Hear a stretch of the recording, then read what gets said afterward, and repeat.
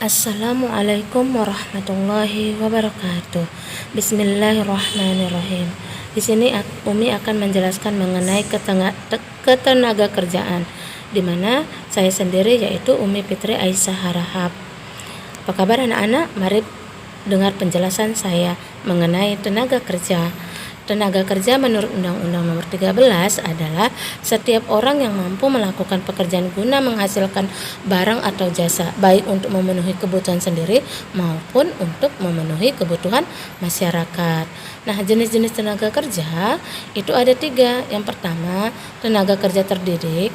2, tenaga kerja terlatih. 3, tenaga kerja tidak terdidik atau tidak terlatih.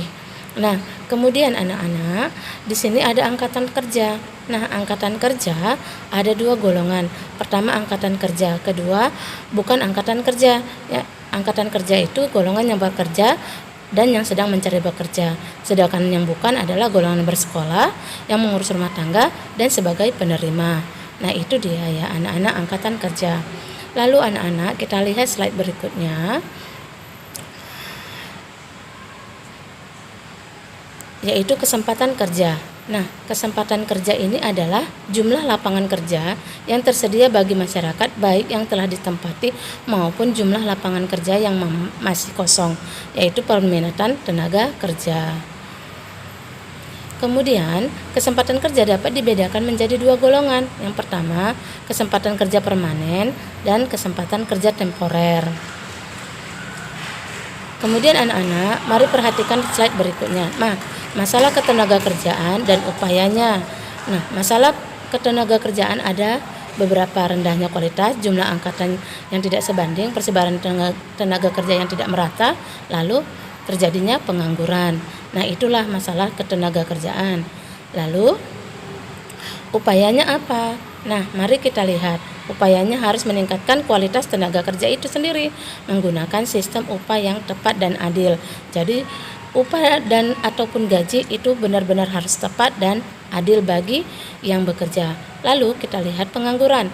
Pengangguran adalah orang yang masuk dalam angkatan tenaga kerja yang usianya 15 sampai 64 tahun, sedang mencari pekerjaan yang belum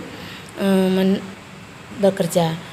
Jenis pengangguran itu ada 2, pengangguran terbuka dan pengangguran terselubung.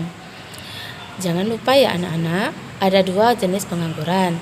Lalu jenis pengangguran menurut penyebabnya ini ada beberapa. Pertama voluntari, kemudian teknologi, kemudian deflasioner, yang keempat struktural, lalu yang kelima ada siklus, kemudian yang keenam yang terakhir adalah pengangguran musiman. Nah, itu jenis-jenis pengangguran menurut penyebabnya. Lalu anak Umi, nah penyebab pengangguran itu ada beberapa juga.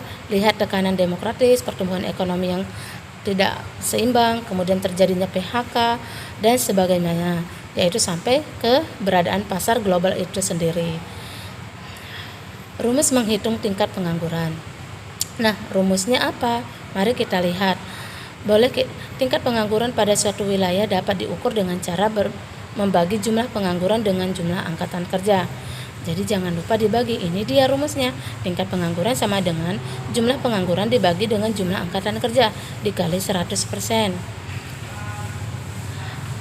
Nah, sudah sampai sini anak-anak. Mari kita lihat slide berikutnya.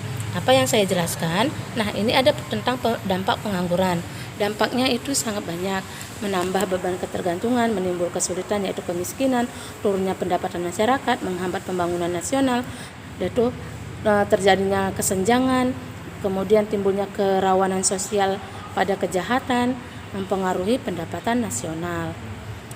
Cara mengatasi pengangguran, mari kita lihat. Ada beberapa juga yang kita atasi dengan memperluas lapangan pekerjaan, kemudian meningkatkan sumber daya manusia itu.